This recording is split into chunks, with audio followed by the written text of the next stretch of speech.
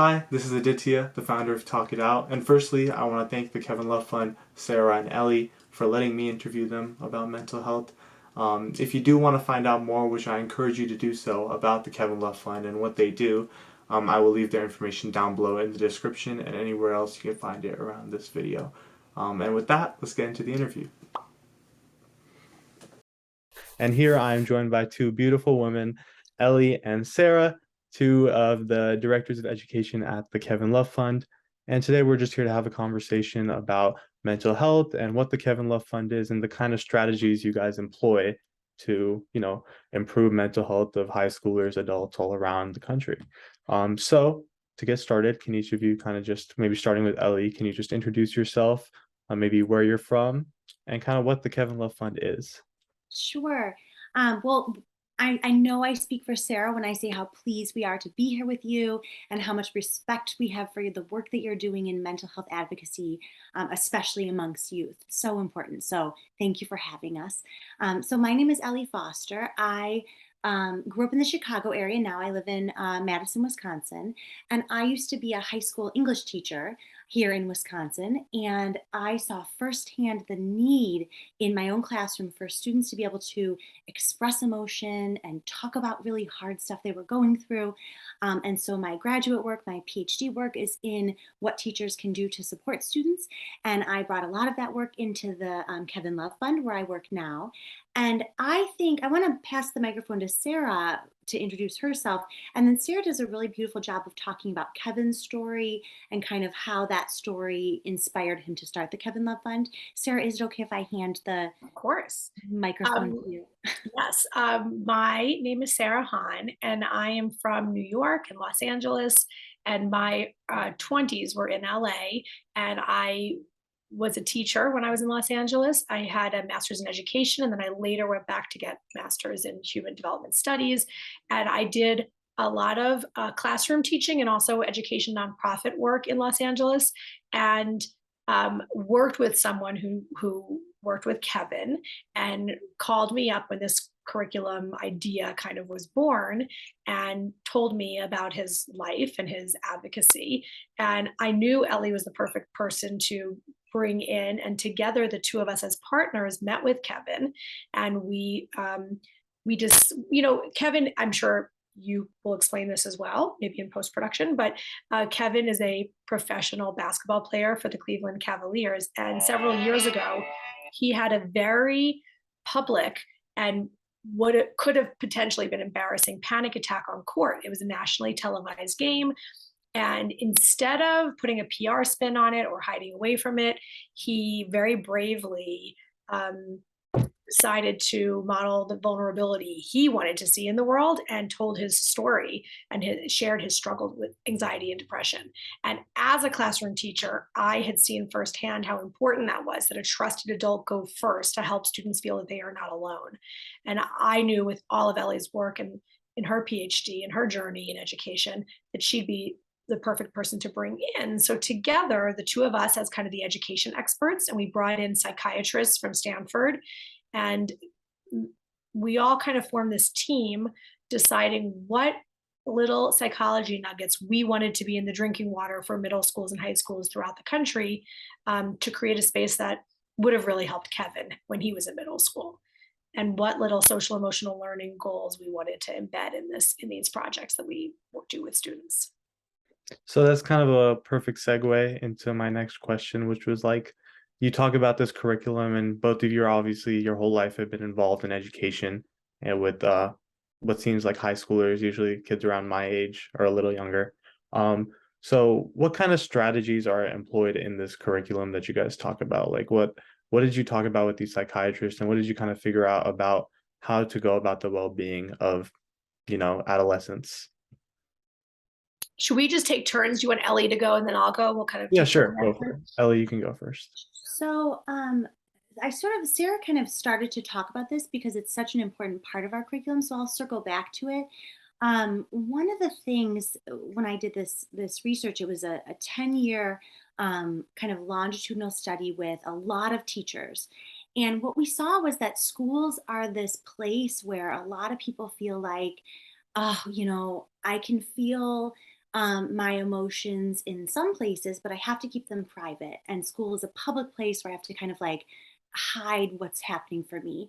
And a lot of people, young people and adults, feel like they have to hide what's happening for them all the time, not just at school, but at their job and even in their home. So, one of the biggest parts of the curriculum was that we had to change the rules, or the norms that happen around emotion, and especially around certain emotions, because of course, joy and love and kindness, like there are some feelings that we as a culture kind of think are fine, but then there are other ones that we say, well, those are not the good emotions, or you have to hide those. And so, a big part of the curriculum is what Sarah said earlier, is somebody modeling for students. And Kevin did it in his letter in the Players Tribune. Someone has to go first. So, someone modeling for students. Everybody has hard things. We all go through grief when we lose someone. We all feel fear when something scary and new is happening. And the unknown, right? We all feel a mixture of emotions every day. It's never just one thing, one emotion all day. And so the teacher goes first by sharing stories from their lives in art projects, in creative art projects. So if some lessons it might be a poem, and some lesson it might be a collage. Each lesson has one art project that students make, and the teacher models it first, and in modeling it shows the students, hey, that thing that you used to kind of hide under the rug and pretend like wasn't happening, you're allowed to talk about that in school. And And then, do you want me to just piggyback off of what Ellie said to share yeah, one sure. more piece of that? I think she describes it so beautifully. The thing I would add to that is, as a high school student, Aditya, that there's mandatory learning, right? Like you have to learn the periodic table of elements, you have to learn mathematical equations, you have to learn, facts in history of when there were different presidents and wars. And kids are not required to learn about cognitive distortions, or the connections between their thoughts and their feelings and their behavior, or the different psychosocial developmental stages they go through. And so we as a team also, through these creative arts projects and through the storytelling, we also wanted to kind of bake in these little nuggets that we feel should be mandatory for students as they're in their teen years, that would really help them, certainly as much as these other mandatory subjects, if not more. So I think it's great what you're doing, and I think we're gonna slowly get there, maybe not in your lifetime or my lifetime, to a point where mental and emotional learning is mandatory or something that's normalized in school curriculums. But at least for now, say if someone hearing this, or if you were talking to someone who is gonna be a teacher and maybe doesn't have access to the Kevin Love Fund curriculum, what kind of advice would you give them to help their students or help people in their own lives improve on mental health? Maybe not through these creative art projects, but just things you've learned. So, I know what what would Ellie's going to say. I know the first thing that Ellie's going to say. The good news is the curriculum is free for everyone. So there are He zero has access to barriers. it. There's zero barriers to the curriculum. And not only that, one thing we found in a lot of schools is teachers love it. They want the curriculum, but they just don't have time in their school day because the district is giving them so much to do, especially in high school. And so now we're doing a new thing. In addition to offering the curriculum for free, we're also training teachers in how to enact what's called a pedagogy, or a style of teaching.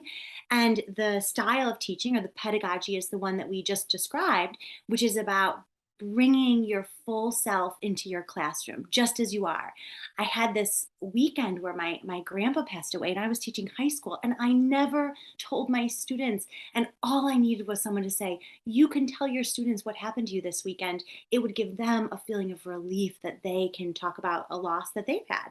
And so what I would say to that teacher is, you don't have to check part of yourself at the door. You can bring your whole self into your classroom right now. And if you want to learn more about how to do that, you can reach out to us at the Kevin Love Fund, and we'll teach you for free. It's all free. It's only a 1-hour training. We do it virtually. And the curriculum as well, just a 1-hour training, and everything is free. So no barriers. And I know that's what Sarah was going to say, but she's so kind. She let me say, because I was brimming over. She could see. I wanted to tell you that. But Sarah, Sarah's the kind of person. Not that I have anything to add to that. That was exactly what I would have shared myself. Well, Sarah's a brilliant teacher, though. She is the kind of person that helps people to feel seen and heard when you're talking to her.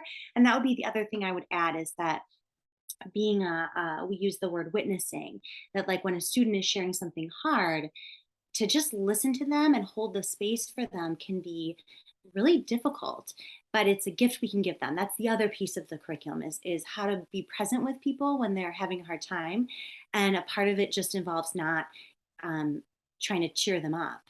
There's like this cultural tendency that we want to like make someone feel better, but what does it look like when someone's sharing a hard thing, to just listen and say, oh, I'm so sorry that happened. And Sarah is beautiful at that. She's done it for me many times. Well, that's very sweet, Ellie, and you're the same. And I would say that the title of Kevin's essay is called Everyone's Going Through Something You Can't See. And I think that's kind of the gist of it, right? Like it helps students feel less alone to know that other people are going through things as well. And that doesn't mean you have to share your most difficult thing or everything you're going through all the time, right in the middle of going through it. We teach teachers and school counselors and anyone who wants to learn, students, sometimes college students that are doing peer groups on their college campus, we teach them how to share a story appropriately, so that, you know, you have a safe space, or inviting people to also be able to share their stories without ever overburdening or connecting too deeply with some of these stories.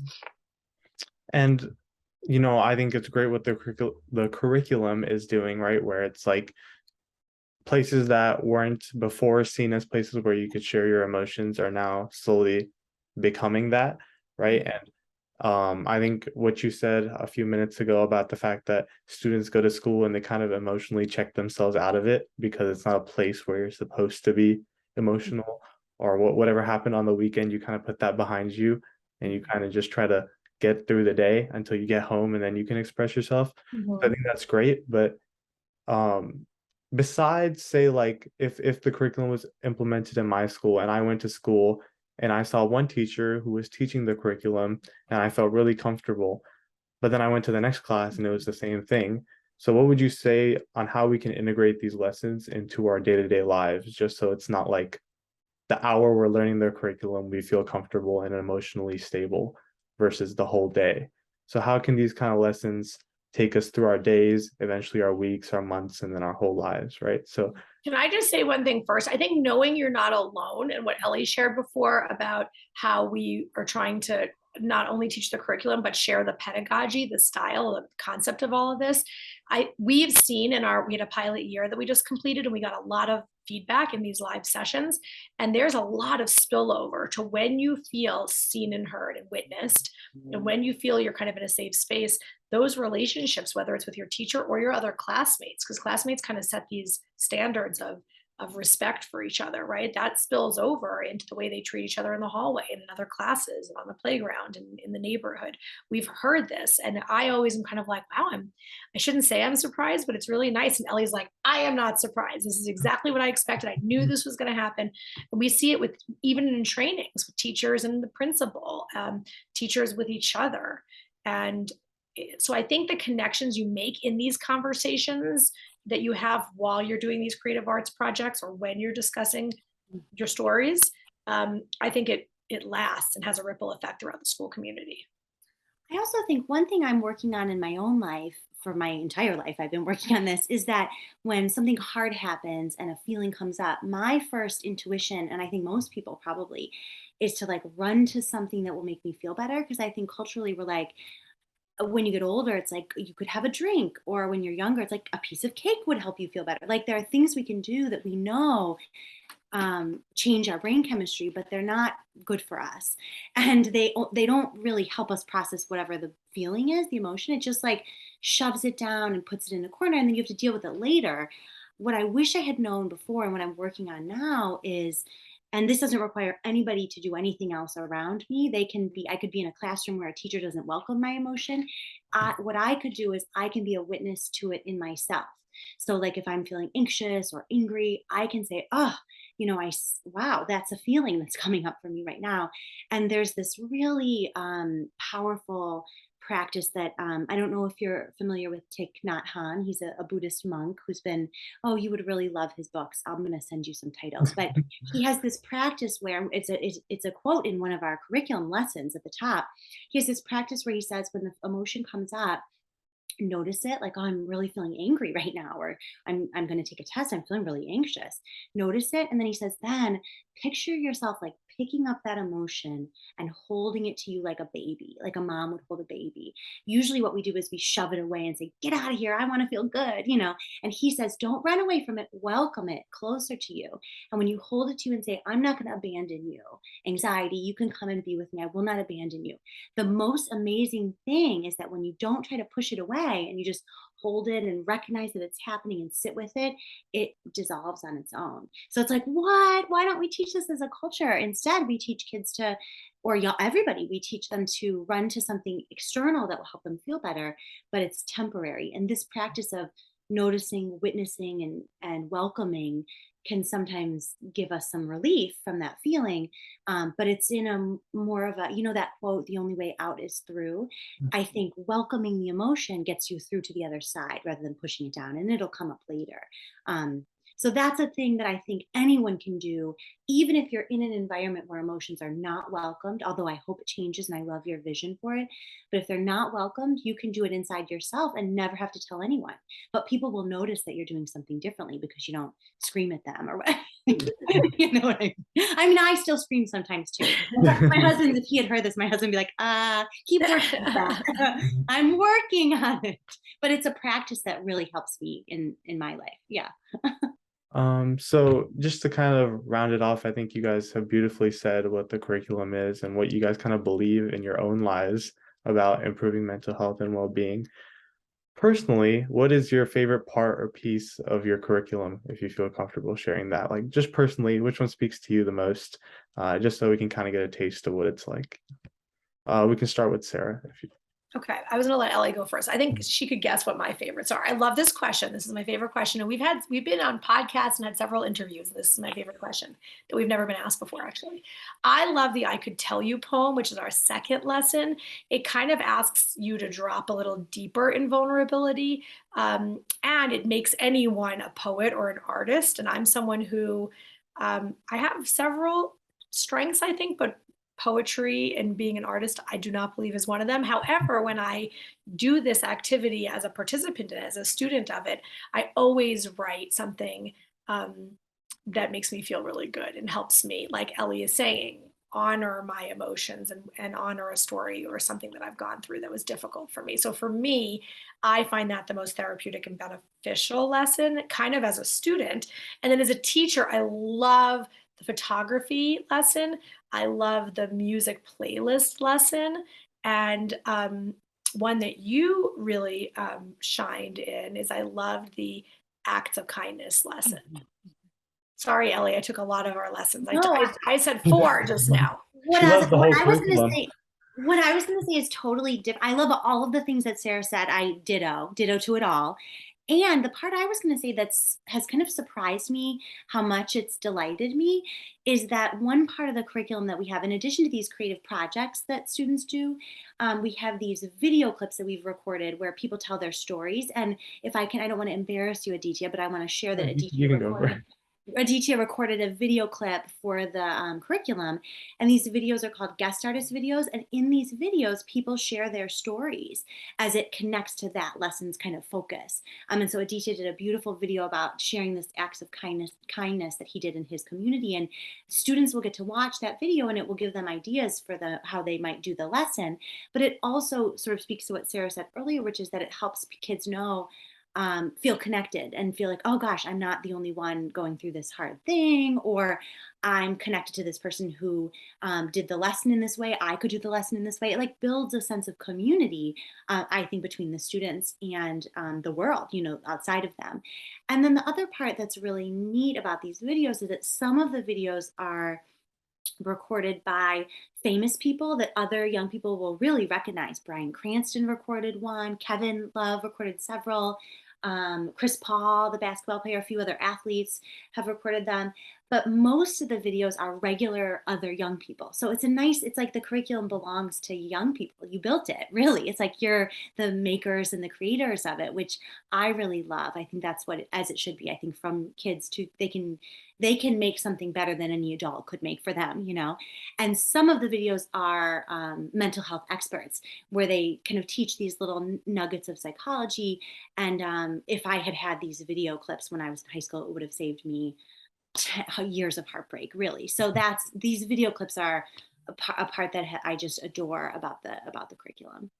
Well, I can speak for me personally. My favorite when I went through the activities was the found poem, Ah, where you basically, for anyone who doesn't know, you take the same text and you express a negative or a negative affirmation or thought through one text by blocking out some of the words.